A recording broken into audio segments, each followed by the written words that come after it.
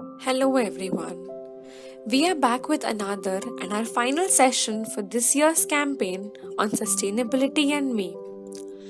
Welcome back, and if you are new to our channel and this session, please check the link below to view the previous sessions as well. Without any further delay, let's begin with session 3, biodiversity and me. Surely everyone is familiar with the word biodiversity. In today's day and time, this is the most discussed topic spread across the globe. We will still go ahead and understand what biodiversity is and how we are connected to it. Biodiversity is defined as the variability among living organisms from all sources, including terrestrial, marine, and other ecosystems. This also includes diversity within species, between species, and of the ecosystems. To put it in simple words, biodiversity consists of all the different living organisms residing on the planet Earth. Now, did we say it is kind of a burning topic over the globe? Let's see how. Well, I hope you heard about the news of various animal species that were spotted unexpectedly during the pandemic.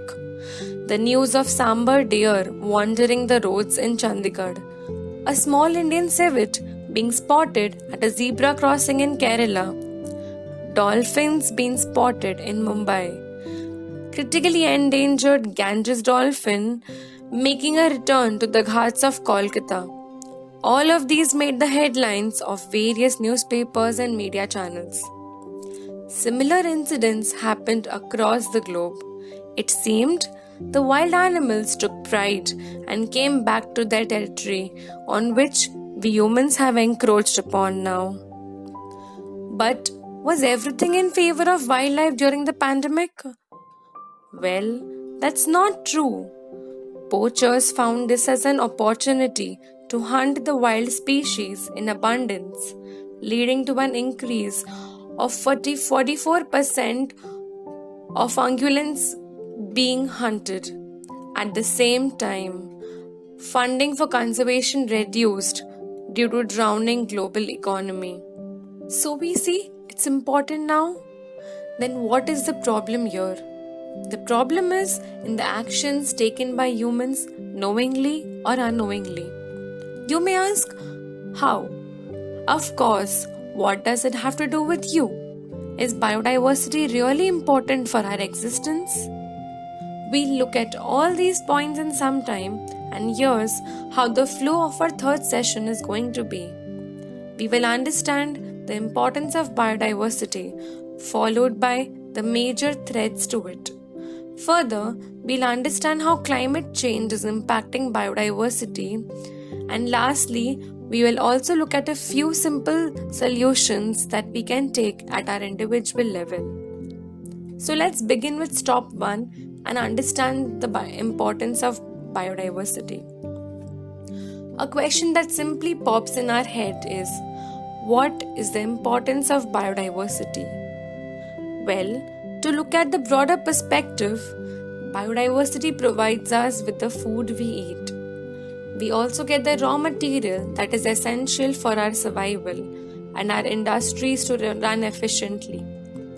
Raw materials such as wood, fuel, fiber, minerals, we get all of these from the ecosystem.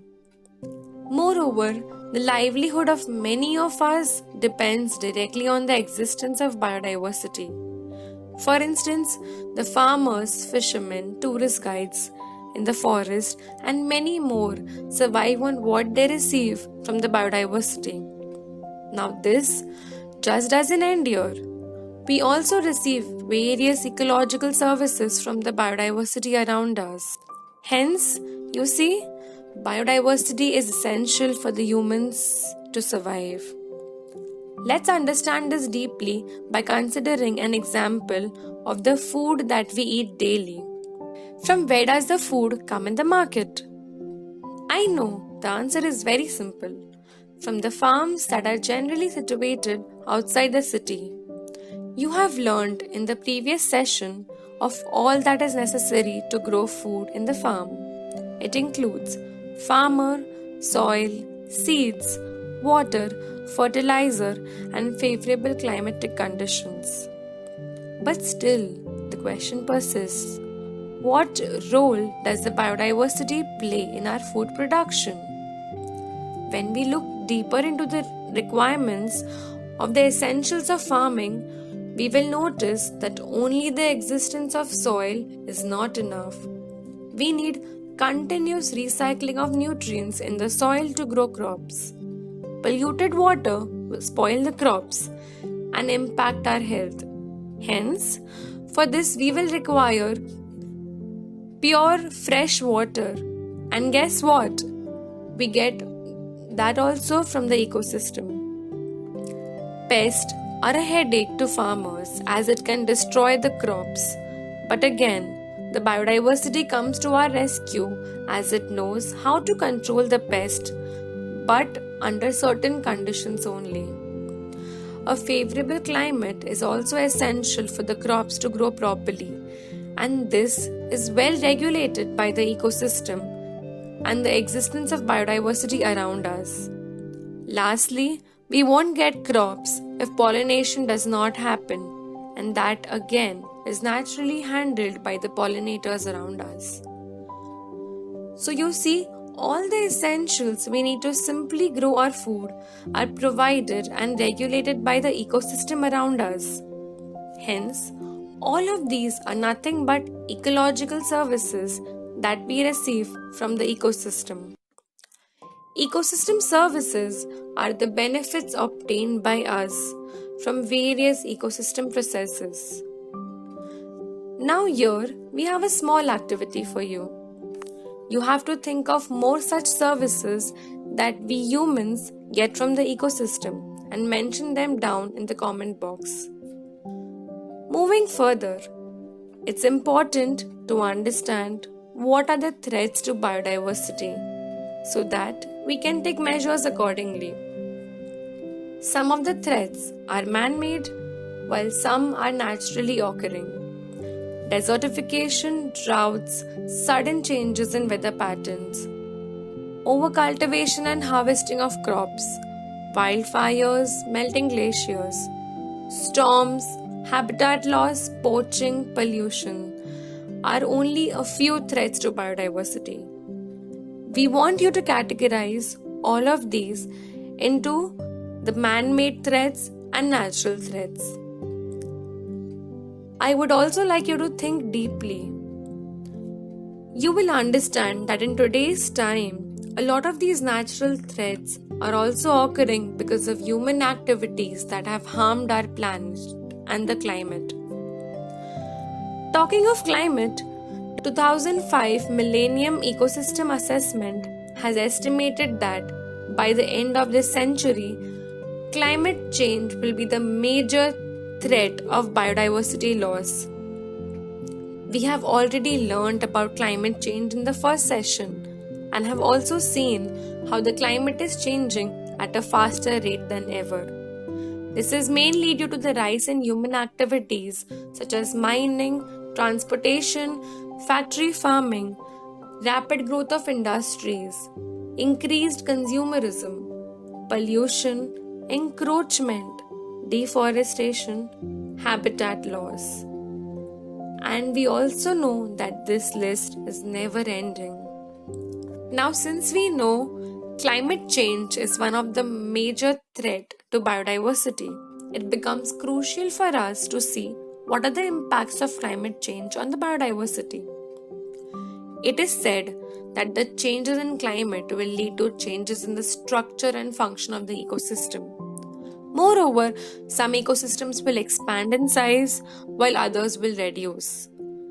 We can take a very live example of the Sahara Desert in Africa that is expanding into the savannas every year.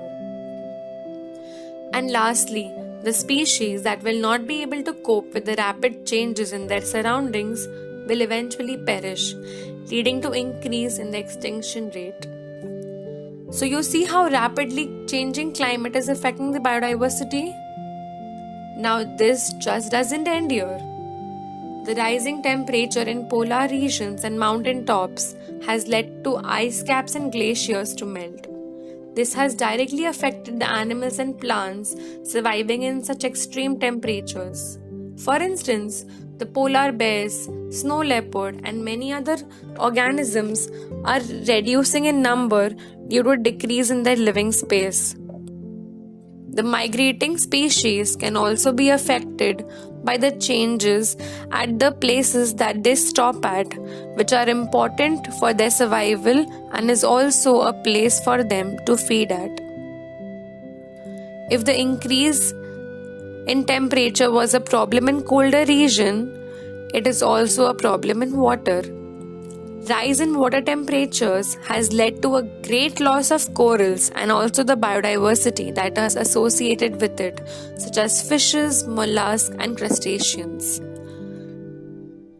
This loss of biodiversity is not only affecting the poor people in developing countries, but also those whose livelihood and survival directly depends on the local ecosystem. Just like we spoke earlier, for example, the farmers and fishermen. The impact of climate change and other environmental changes on biodiversity and ecosystem service pose a real threat to many of us. It raises a question on our food security and health. I hope slowly you are able to connect the dots and understand how we are closely linked to biodiversity. It's time to bridge the gap between biodiversity and see how survival of each of us is directly dependent on the ecosystem around us. Previously, we spoke about how pollination is an ecological service we get from biodiversity. There are various types of pollinating agents, but today we will talk about animal pollinators. The moment you heard pollinators, what was the first thing that came to your mind? Was it insects and honeybees? Well, then guess what? There are many more animal pollinators such as reptiles, birds, and even mammals. And oh, humans are also pollinators. You might be thinking, but why are we talking about pollination and pollinators in between? Well, I will give you 3 main reasons why pollination is important and connected to us directly. Pollination is necessary for plants to reproduce and produce fruits and seeds. 80% of the plant-based food that is produced requires pollination by animals. And globally, pollination services are likely worth more than $3 trillion. Let's dive deeper into this and understand by taking an example of a farm. A farmer sows the seeds and it turns into a plant. These plants flower and attracts various insects pollinators to it. These pollinators fertilize the flower and it eventually turns into fruits and the vegetables that we eat. These are nothing but the food that we humans eat. Now imagine a scenario where pollinators do not come to pollinate the flowers. What will happen? This chain will break and there will be no food for us. And without food, can we survive? No, right? That means the entire human life will be at stake.